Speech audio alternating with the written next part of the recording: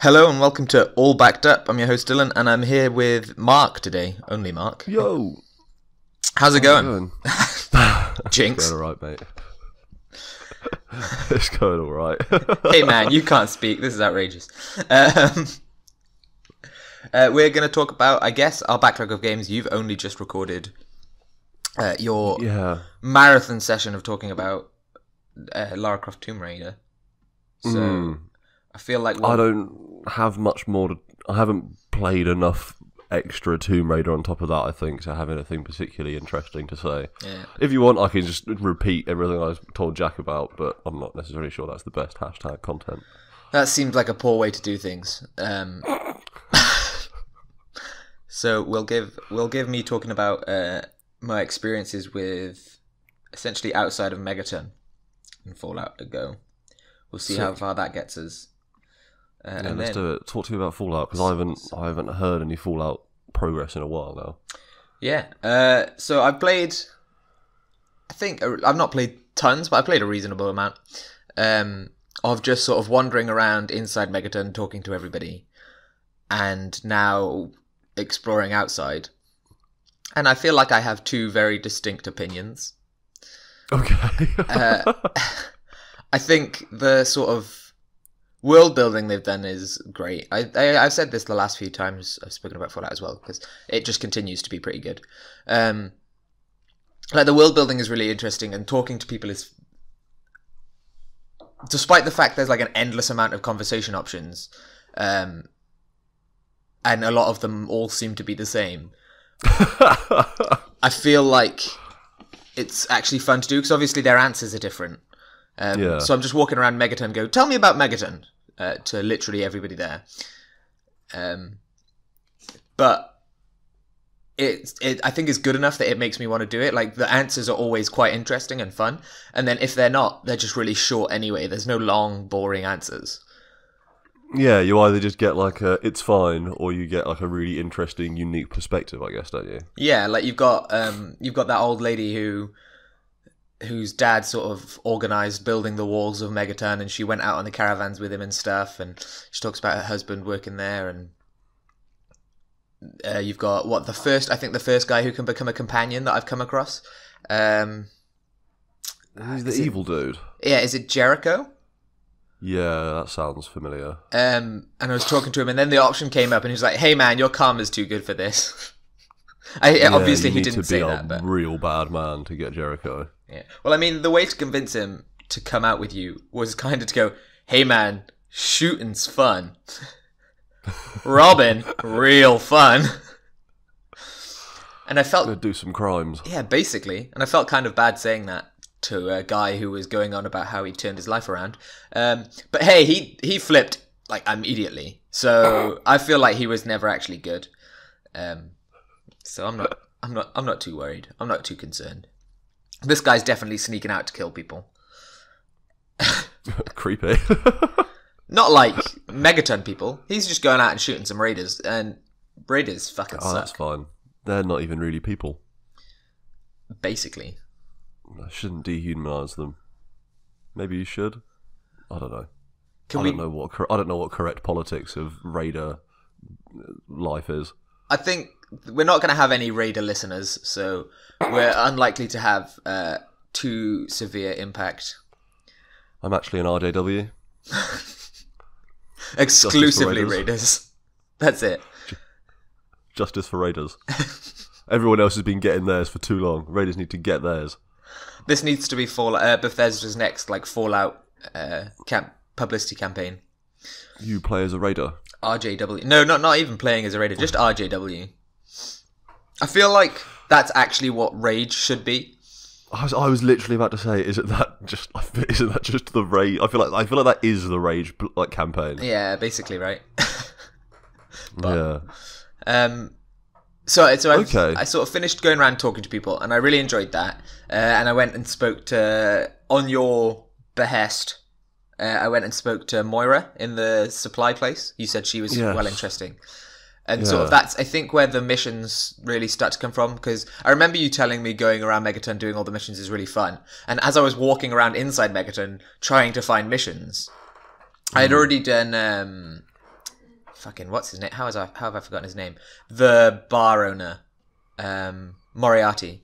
I had already done his stuff, and I was walking around looking for more, and it's just there's nothing here. It's Mark lying to me. And then I got. I feel like there's some stuff you can do for the Children of the Atom, maybe as well. Yeah, I think so. And so like there's the defuse the bomb, which I can't do because I'm not good enough at defuse explosives and all this stuff. But Moira's interesting, and I had a fun conversation with her, and she's sending me off to write a book or something. Yeah, super fun character. Like, I really her voice performance. Even now, I haven't played for like 3 years, but I remember her voice performance being just like really, really engaging and like vibrant, and I think quite convincing. It's like it's kind of every time I come back to her, it almost takes you out because of how good it is as a how sort of different it is as a performance. And not that it's bad that it's not taking me out because it's a bad performance. It's just like I'm not expecting this from a sort of this kind of RPG, because I feel like the ones I've played in the past have had like perfectly fine voice performances, but often they're very, I feel like, quite standard, you know? Whereas this... Yeah, and like I think a lot of the people you'll be talking to in Megaton are just like generic voice actor number 32, aren't they? You know, just kind of like they're just delivering their lines. They put a little bit of flavour in it, but not a huge amount. And then Moira comes in and she's just like super like quirky and weird, and it stands out, doesn't it? Yeah, it's definitely. Who is the voice actor for Moira? Is that one of their famous ones? No idea. I feel like it is. For some reason in my head, she reminds me of Joan Cusack. I don't think she sounds like it, but that's what I think of when I think of what her character reminds me of.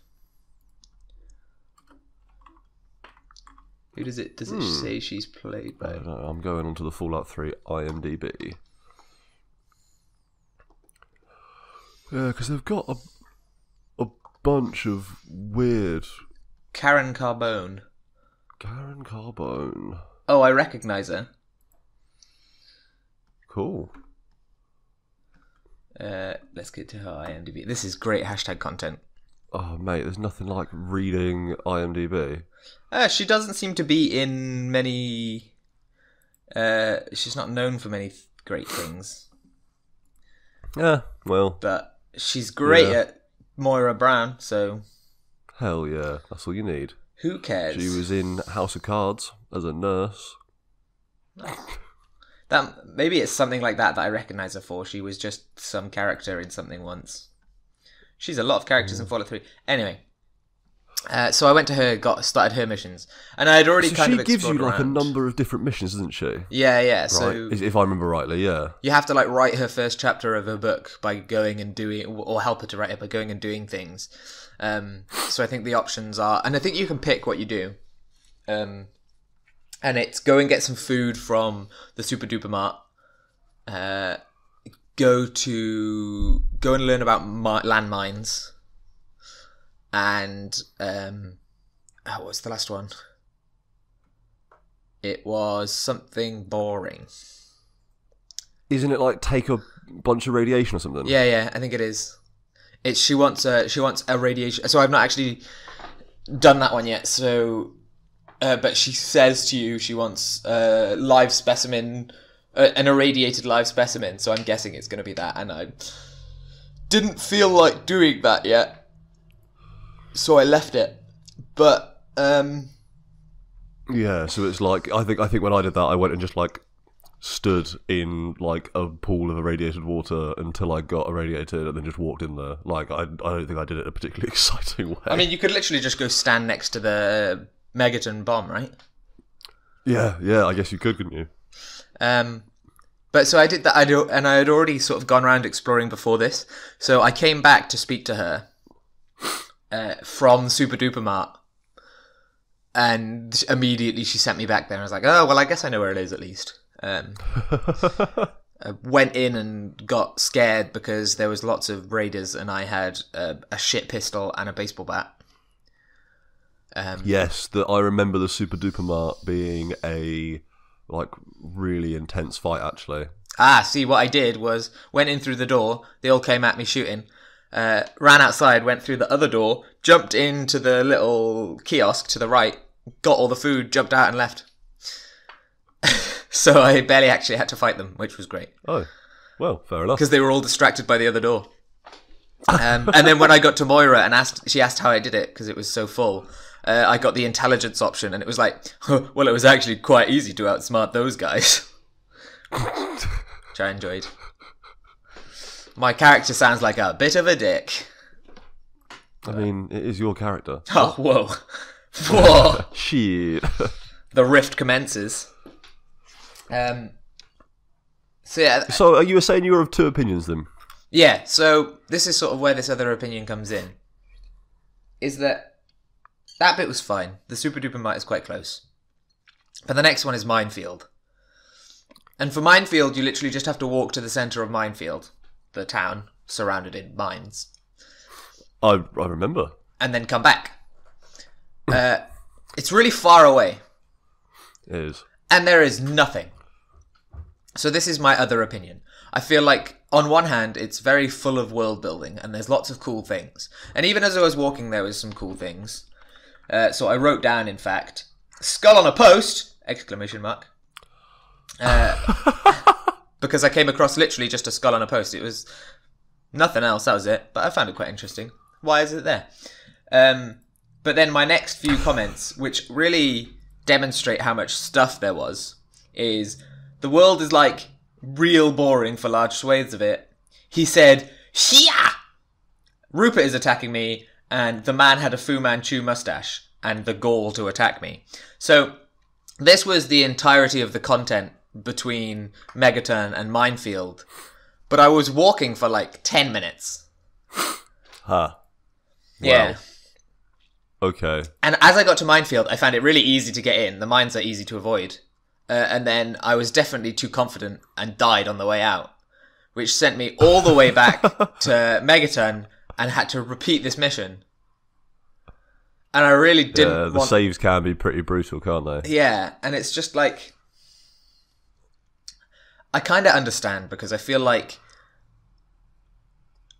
when Fallout came out, there's still a lot in there.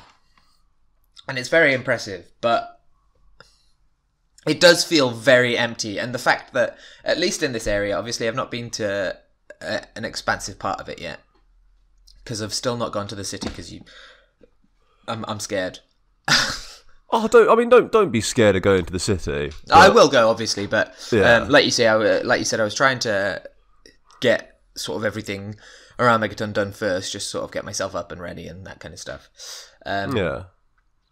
But so far, at least in the bit I've been in, it is, and obviously I understand why, it's all just wasteland with not really anything in it.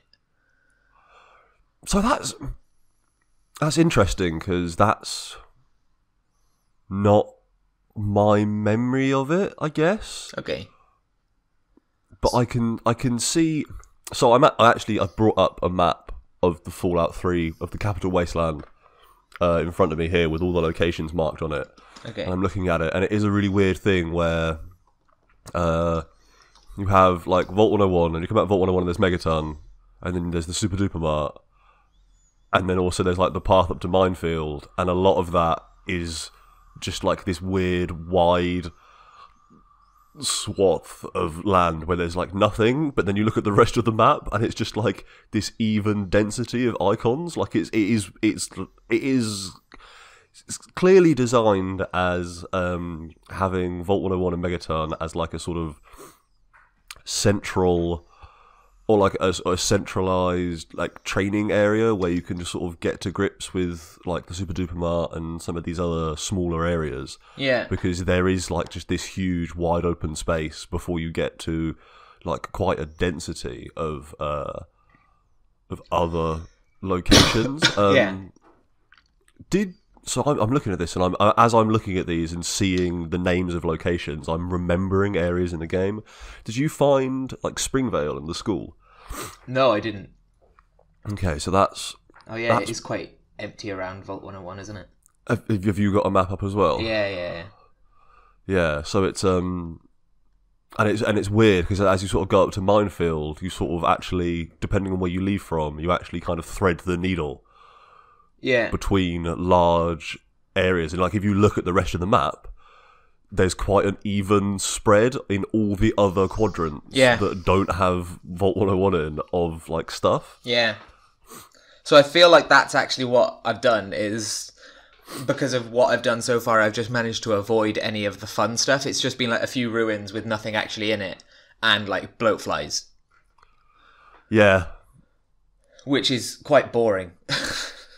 Yeah, I bet. I wonder if maybe trying out Springvale School, because I think there's some good creepy stuff in there if I remember rightly. I think the school might even be like quite a tough fight. I'll have to do that. I'll have to sort of purposefully just go and find something, like sort of swerve off from a mission and just go have a wander around. Because I think especially what annoyed me is that I wasn't too bummed about the journey over it. Like I saw a few people, I killed some guys, that was okay.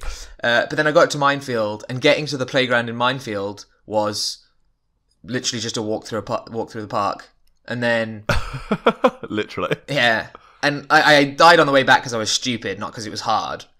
And so it felt like I had walked this unnecessary distance of doing nothing for something completely pointless, because it was a really stupid task. Yeah, because I think the reason they put it in is to give you an excuse to go further and bump into some stuff and sort of encounter some things. Yeah. But then there's not that much. If I go the way I did, there's not so much to bump. I did get attacked by so that bit where I said he said "Hia," I was holding down my attack button and he basically did a Link move. Yeah. And then started getting attacked by fucking Rupert from Mission Impossible. Not Mission Impossible. What am I talking about? Kim Possible, whatever it's called. Do you remember what I mean? No, I've got no fucking idea what you're talking about. You know Kim Possible. Come on. Call me BP if you want to reach me. Of it. When you want to reach me. Something. Like, I'm aware of the concept of Kim Possible, but I've typed in Rupert Kim Possible and it's giving me a... What is this creature? Is it this disgusting pink mole rat? Yeah, it's a naked mole rat. Alright, okay. Yeah, they do have those in Fallout. Yeah. But honestly, man, this is making me want to play Fallout 3. Which is, I feel like, reassuring to me that even just hearing about my wandering through nothingness is giving you nostalgia for a game. It makes me hopeful for keeping on playing. Yeah, man. I think you just might... So I guess with the description, with the experiences you've described, I'm actually starting to think that maybe you would be better off possibly just following the quest into the capital city, you know? Because like there is stuff to do there, and like it's a lot of tunnels and things. And I think when you were talking about it a few weeks ago, the way you were describing some of like your thoughts about it at the time, I thought maybe like just constant tunnels for like 4 hours might be a bit off-putting for you, but there is at least lots of stuff to do, and it does focus you into like a smaller area, and you get like, and you can pretty naturally come across some side quests. And I think by the time you get done in there, the quests you get given send you to like the other side of the capital wasteland, and so at that point you'll kind of be forced to walk around and bump into stuff. Yeah. So maybe actually there is just some value just to go down in there. I don't know, like in my head, my first experience with Fallout 3, after like Megaton and the Super Duper Mart, I ended up like wandering around that sort of immediate area and going to like the Springvale School and Big Town and some of these other places and getting some like slightly better weapons and sort of kicking off some side quests and some other stuff. But maybe you don't have to do that. I don't know. I think maybe I would enjoy that. Maybe other people can experience a game different to how I did. There is potential. Yeah. I don't know. I feel like I would enjoy that. I think I was just unlucky with where I hit. And yeah, you really threaded the needle on that. Yeah. So that sort of took a bit of it out. And so like when I died and went back to Megaton, it was just kind of like, I don't want to do that all again. The save system in that game is really fucking brutal. Yeah. Do you make use of the quick save? I will be doing so now, because obviously I've not played games I feel like have gone beyond quick save. They often save so regularly that it doesn't matter at this point. So I'm not used to it anymore. But like obviously when I played Skyrim and stuff, you quick save every single time you stop moving. So yeah, exactly. Whereas like I think Fallout 3, you still have to like hold down select or whatever to get it to actually quick save on you, don't you? Yeah. So I will definitely be making use of that now. I also, when I got back, accidentally hit Deputy Weld, and he started shooting me. So I turned the Xbox off. No, not Deputy Weld.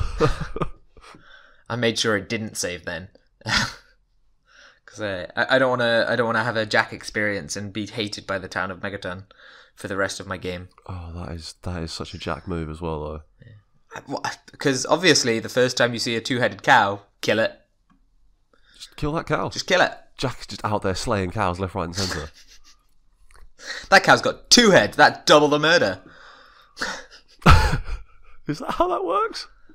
It depends on the heads, I guess. Do they have independent thought? I feel like that would then count as it double murder, right? Double cow murder. 2 murders for the price of 1. Double moomicide.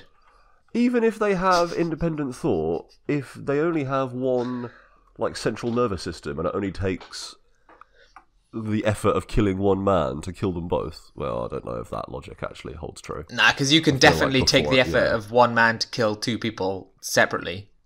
This is a strange conversation. I mean, children for a start. What? They're especially easy. No, but I don't know how we came down here, but I feel like if you had like Bob and Alice, the cow Siamese twins, you'd definitely have been convicted for killing both Bob and Alice. Yes. Yes. I think you're right. You would be convicted for killing Bob and Alice. Yeah. Let's stop talking about murder. Yeah. Well, it's quite hard in a game like Fallout. There's lots of murder. Yeah. They don't really have a pacifist option, do they? I don't know. Do they not? I guess the raiders just attack you. There's not really... And run away, I guess. Sneaking doesn't feel like it's good enough in that game. I don't know how sneaky you can get. Well, it's the Bethesda stealth system, so it's kind of binary, and like you're either in stealth, at which point you can basically do whatever the hell you want, or you're not in stealth, at which point everybody in like a 100-meter radius can see you, and they are attacking you. Yeah. So it's it is weird because it makes it kind of you can abuse it if you know what you're doing. You can like intensely abuse the stealth system in that game. I mean, like I said, you can get to points where you're like just walking up behind people and putting grenades in their pockets and shit. Yeah, which does sound fun. I do feel like I want to be that guy. Yeah, man. I mean, it's what everybody says about Skyrim, isn't it? You always end up the stealth archer because it's a fun system to abuse. Yeah, totally. I'm already, at the moment, I've found the Fallout 3 Game of the Year edition on Good Old Games, and I'm looking at mods to improve the graphics on Fallout 3 Nexus. Like, you talking about Fallout has just got me thinking, like, I could just stop playing Tomb Raider and play Fallout. But what you should consider is, do you remember this news from a few weeks ago? Bethesda put up a placeholder Amazon thing with the Fallout like capital whatever you call it. Oh, actually, it was a week ago. Oh yes, I did see this, but I wasn't quite sure what it meant. So because was it actually like a confirmed game, or was it just? I mean, they've put a placeholder on Amazon. I think that's all people know. They've gone now, but there was a standard deluxe and collector's edition of something for PC, PS4, and Xbox One, and it had a kind of a countdown. That count down from 10 in an old-time projector way, which sure has the Fallout look. Huh. I wonder. So people thought it was Fallout because it had the Fallout look, but I mean, they've still got the new Wolfenstein game coming out, so yeah, this is true. Could potentially be that, but I think lots of people thought that it was probably a remastered version of Fallout 3 because they're not going to be releasing Fallout 5, right? Because they probably worked quite hard on Fallout 76, 7, whatever it's called. You say that. The impression I get is they didn't work very hard on it at all. Oh, sick but yeah, there might be reason to hold out and get yourself a... Although I guess you could just mod it for free and then you've got the same game. Yeah, I wonder. I mean, I picked up the collector's edition of Fallout New Vegas for like no money over Christmas in the sale. It was like £4 or something. Yeah. And New Vegas is one that I've only played a little bit of. I got the PlayStation version of it, but it was just at like a weird time when maybe I wasn't playing as much Fallout, and so maybe I could just play New Vegas instead. But something about Fallout 3, something about the capital wasteland, I vibe off. Though Fallout New Vegas is supposed to be the superior game. This is what I've heard. Which is strange that I chose Fallout 3 to play, but, you know, fuck it. I think it's actually... I think Fallout 3 is really charming. I fucking love Fallout 3. I think it's also because Fallout 3 is the one that's in Game Pass, so... It's the one I currently have. I feel like Fallout 3 was like my first proper RPG. Oh, really? Maybe it was Fallout 3 or Mass Effect. I feel like those are both reasonable first RPGs for our generation, our age. Yeah, what? I think I would have been 12 and 13 when Mass Effect and Fallout came out, respectively. I feel like it was Fallout. I feel like I got Fallout like a couple of years after it came out, and then Mass Effect a couple of years after that. Yeah, Fallout 3 is so fucking good. I'm excited to keep getting hundreds of hours in that game. Yeah, I don't want to push it. Like if you're not feeling it, you're not feeling. That's fine. No, I really enjoy the story stuff. But... Like it's only that walking around, and from the looks of that map, there's actually tons of stuff. I just happen to be in the wastelandy part of the wasteland. Yeah, I this is it. I don't remember it being so sparse around Vault 101, but you look at this map, it really is like there is like a half a quadrant width of just nothing in a circle around Vault 101 and Megaton, which seems really weird. I guess that is them trying to funnel you into the city, I guess, after doing some of the smaller bits around there. Go and have a look in like Springvale and the Springvale School, maybe. Yeah, I will. I think that's going to be the most fun for me to do, really. So, like, I guess getting a bit more mechanical about it. Like, I mean, I can appreciate those opinions. Like, talk to me a bit more about like your class and that kind of stuff. Like, what kind of weapons are you using? What kind of skills have you gone for? Well, I feel like from what I've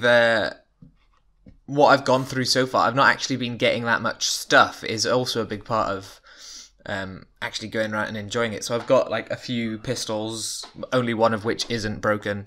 I found a laser pistol just lying around, but again, that's just broken. And like I've got a baseball bat and an old knife and this kind of stuff. So obviously early game RPG equipment. And like a bunch of Vault 101 clothing. I think I stole a security guard's outfit as I left. So I've got an armored nice. Vault 101 like suit thing. Not a power armor or whatever they're called. Obviously. Yeah. It's just like the body armor sheet, isn't it? Like the standard. Yeah. Just like the SWAT armor kind of stuff. Yeah, it's like what they show. I think it's like the fucking picture of the vault of like the Wanderer on the back of like the fucking box is him in the Vault 101 security armor, isn't it? Yeah, essentially. But so I've just got that sort of stuff, and I can't actually remember my stats now. But if you remember from last time, I sort of ended up with like medicine, intelligence, and speech. I think were my main, like, given to me by the goat test or whatever it's called. And then I put. So when you leave the vault first time, you get like this. You get to pick one skill, like one upgrade thing, and it. Like a perk, I think they are, aren't they? Yeah. And so you get like either sort of daddy's child or whatever stuff like that. Yeah. I think they're the perks, aren't they? Yeah. What do you go for? What did I pick now? I remember putting, as I upgraded, I put a bunch of stuff into like stealth, luck, lockpicking, that sort of stuff, because like I said, I always end up doing stealth characters, just because I find it fun to steal stuff. I think I did that, and I can't remember what perk I did now. What perk did I do? Fallout 3. Even vault perks. Maybe they change depending on who you are as well.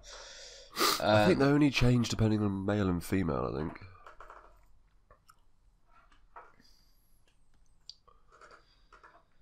So I can't remember what I got now, which is stupid. I should have written it down, really. Next time I'm on it, I'll write down exactly what my stats are and I'll keep note of it. But yeah, so I think I'm not playing a particularly optimized class for at least the beginning of the game. Maybe this kind of stuff gets more useful later on. But I'm definitely... I mean, that's fine, right? Like, yeah. It doesn't matter initially. I certainly didn't. I mean, if you do go just straight for optimal gameplay, I feel like that's not really in the spirit of RPGs. I always like, especially not when it's like your first time playing that particular RPG, right? Exactly. Like, getting an optimized run your first time is unheard of. You're not gonna get the same amount of enjoyment, I don't think. And I mean, I always do that with these sort of games. Like I did it with Dishonored and basically everything where there's option. I just do it the first time. I don't like. I do it how I would do it. And then if you do it again, pick a specific character to play. So like the first time I did Dishonored, I did it just going around doing whatever. I need to kill that guy, I need to kill that guy, okay. But then I think the second time I did it no kill, stealth kind of run.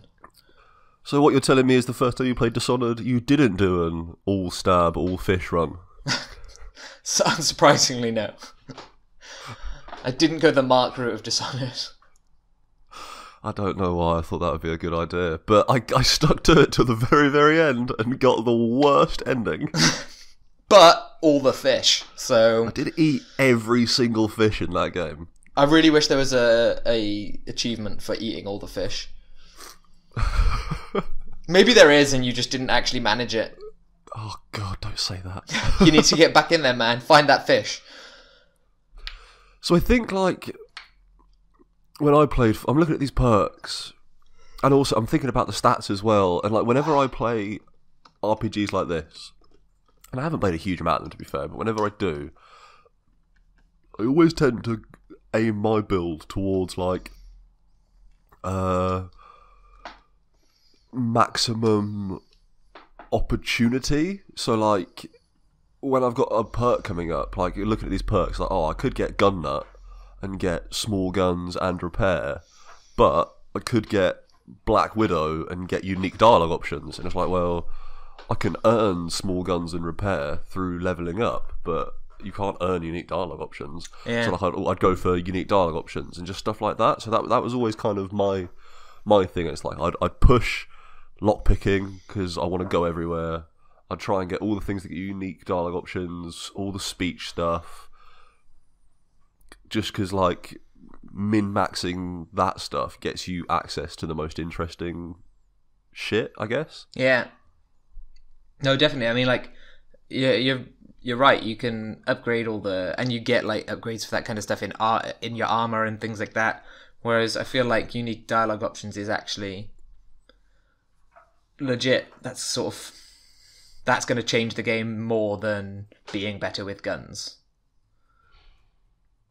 Yeah, totally. And like that was always my thing with like the Mass Effect games as well, is even if you didn't necessarily believe in the choices you were making, like always min-max karma, so you can get access to those like top karma options. And then like in the first one, when you actually had to put points into Charm and Intimidate to get access to new options, just like always be putting points into Charm and Intimidate, just because like I like having those options to see the most stuff, because I feel like a pure combat build in basically any RPG can be interesting. And like in certain RPGs, like you play in Skyrim and you go pure combat, that's got a well evolved enough like magic and armor and like weapon system that you can make that quite interesting. But you don't see as much stuff, and I kind of want to see everything.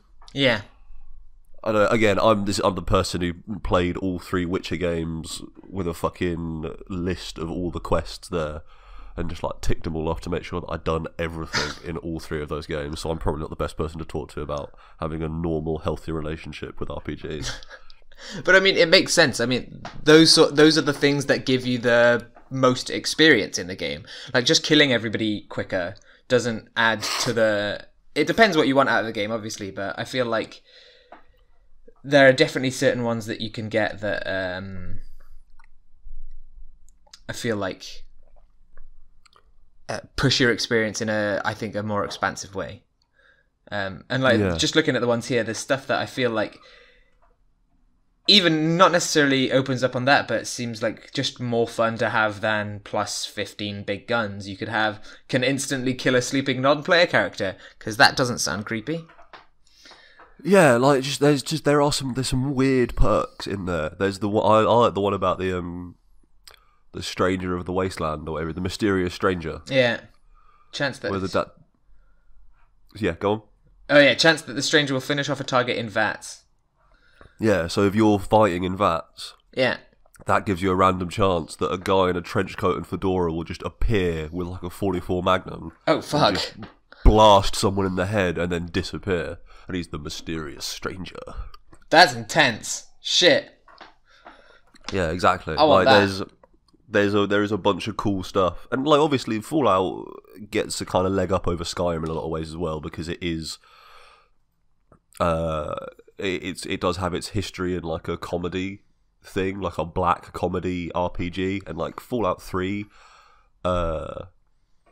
maybe already starts to get further away from that, though it does have some very funny moments in it, but it allows it to just be a bit sillier, a bit stranger, a bit more weird. Yeah, I mean, you've even got here as well Cannibal, where you literally become a cannibal, and you only lose 1 karma, so that's impressive. But I guess it's each time you eat a corpse, so makes sense. Yeah, you just don't eat too many corpses. Just eat a few, it's okay. Just the occasional corpse. But like that's... I've been watching the TV show Hannibal, and that show makes eating human beings look delicious. So apart from the bits where it makes it look like legitimately stomach-turningly disgusting, but sometimes it makes it look delicious. Yeah, I mean, once it's just meat, right? You can do the same stuff. There's a lot of organ meat that he eats in that show. Hey, and man. It's the organ meat that's tough. Haggis is real good. You know that. But also, you've only ever had vegan haggis. Give me some sweetmeats, baby. Yeah, there's a bit in it where he's eating some lungs, and it's and he's like pan-searing them, and he has like this whole speech about the history of eating lungs, and he's like, oh, when the lungs hiss, they're done, and then like it pans down, and he's like pressing a spatula down some lungs in a frying pan, and then they hiss, and he smiles, and it's unpleasant. Though there is also a bit in that where he's making like eggs of some sort, and he throws the egg up in the air, puts the spatula sideways, and the egg lands on the spatula, cracks itself into the pan, and the shell remains on the spatula. That's pretty cool. And that bit's fucking great. Yeah, that's like the coolest thing I've ever seen anyone do. So, you know, what were we talking about? Don't eat humans. Basically, yeah. But yeah, making a good argument for it. Just it makes it, yeah, like I said, he makes it look delicious. Like he's a very talented cook. But I can't get this organ meat thing. It's wrong. To be fair though, I do have that opinion of all meat. All meat. So. I mean, me too. Let's be honest. But I also don't eat meat, but I also when I you did extra eat meat, don't eat organ meat. Yeah, when I ate meat, I didn't eat organ meat. What? Not a friend to the Scots, man. Who is? Not many people. Other Scots. That's not even true, according to Willie. No, it's the one thing that Scots hate more than everyone else is each other. Oh, I'm gonna get hunted down. Do you have anything else to say about Fallout? I feel like I've said my piece for now, and I feel like these are things that, from discussing with you and looking at how it's going to go, they're going to improve vastly, and I'm mostly just going to swing towards that. I really enjoy the story. Yes. Aspects. So what? So you are at this point in the game. They've basically said, "Yo, we do know where your dad is. He's gone into the city. Go find him." I think that's sort of I've done the Megaton stuff, and now it's that. Yeah, it's go off and find your dad. Get to it, boy. And like I said to you the other day, I've got a free weekend, so I guess until you get back and we hit up some Halo. That's right, listeners. We're gonna play Halo in 2019 because Yeah, let's do it. We got no life. Because What's Her Chops did an interview with Den of Geek about Halo 6, and it's made me remember that Halo's really good. Halo is really What's good. her name? Bonnie something. Bonnie Ross, head of 343. Or something of 343. I don't know, she likes talking about Halo. I should be more respectful to the lady in charge of 343, but... Yeah. She is... is she lead designer? Potentially. I don't remember. Either way, she regularly talks about Halo, and it makes me want to play Halo. She's corporate vice president at Microsoft Studios and is the head of 343 Industries. Cool. There you go. Fuck yeah. Yeah. But so until you come back for some Halo goodness, I think I'm just going to sit down and get back into more Fallout, because I've got... Yeah, dude. Plenty of time and poor dedication to my education. Yeah, whatever, man. That's for the weekdays. Yeah, exactly. That's why it's treat it like a job. 9 to 5 during the week. Then don't have to do anything at the weekend. Just video games. Oh, video games, motherfucker. That's going to be the next couple of weekends for me. It's the best way to be. Especially for two people who are on a video game podcast. You'd expect. It would be shit if we were just like, they kind of bore me. Don't get much from video games personally. I just like sitting down with a good book. I do like sitting down with a good book, but it'd be weird if I didn't like video games. I'm going to try and buy some more Dragon Ball manga when I'm in town later. Oh god, you have a problem. I've bought 27 volumes. There are 42 in total. Oh, okay, you're nearly there. I'm nearly there. I've just finished off Frieza. He's gone Super Saiyan. Frieza was not happy about that. I can't remember what actually happens there. Goku fights Frieza. I know that and much. And then Frieza's like, "Hey yo, you're punk," and he literally blows Krillin up. And Goku's like, "I'm sick of you being a motherfucker," and goes Super Saiyan and beats up Frieza. Nice. Yeah, it's pretty good. I appreciate... The bit where Krillin explodes is highly amusing. Is Krillin the bald dude? Yeah, man. Sick. I remember my Dragon Ball. I love Krillin. I appreciate Dragon Ball's commitment to constantly upping power levels. No limit. Yeah, dude. No nerfing. Only buffing. That is one of my problems with Dragon Ball Super, is they really, really like to lay out elaborate explanations of what Super Saiyan Blue is. But it just sounds so stupid, because it's just like... It's Vegeta in his ridiculous voice just being like, "Well, we found the power of a Super Saiyan God, and then we found a way to reach that without having a godly power, and then it's the Super Saiyan version of that." And it just sounds really silly. It is really silly, to be fair. It's Dragon Ball, so... There's like a bit in Dragon Ball Z where he's explaining the Super Saiyan levels to like Majin Buu, and he's like, "This is Super Saiyan. I call it Super Saiyan 1. And then he like clenches and it gets more blonde. It's like, this is the next level, beyond Super Saiyan. I call it Super Saiyan 2. And then this is beyond that. And then he gets really long hair and like loses his eyebrows. And you're like, this is Super Saiyan 3. And it's really silly. The whole thing's silly.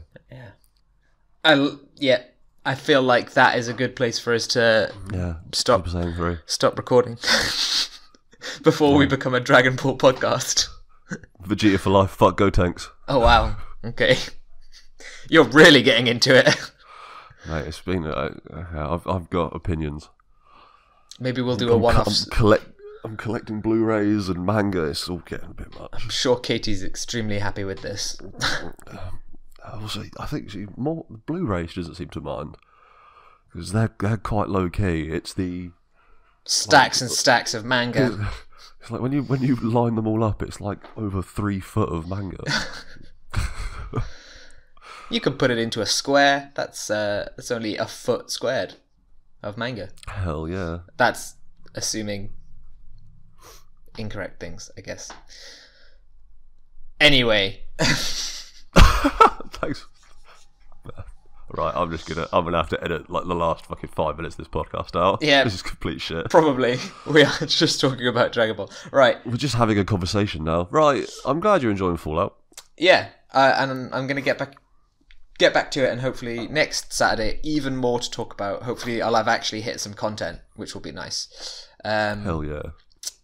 You can find us on iTunes and SoundCloud at... Are we now at All Backed Up? Is that how you find us on iTunes and SoundCloud now? Okay. Yeah, though the image on iTunes is wrong. I found out the other day. You can find us incorrectly imaged on iTunes and SoundCloud at All Backed Up. And you can find us on YouTube at Low Expectations Media with an All Backed Up playlist, I assume. And hopefully, Chor is back soon. I think he's already... it is March now, so he should be back from whatever he was doing. He should have returned to the country, and he can hopefully pimp up our media. So look forward to a nice image instead of Mark's wonderful paint creation. It's so good. It's pretty great. It's white text on a black background, so you know it's classy. That is how it works. It's basically jazz. It's the space in between the notes. Okay. See you. Well, you'll be hearing from us next week. Deleting the last 10 minutes of this podcast. Hey man, that's a good outro. Bye. Bye.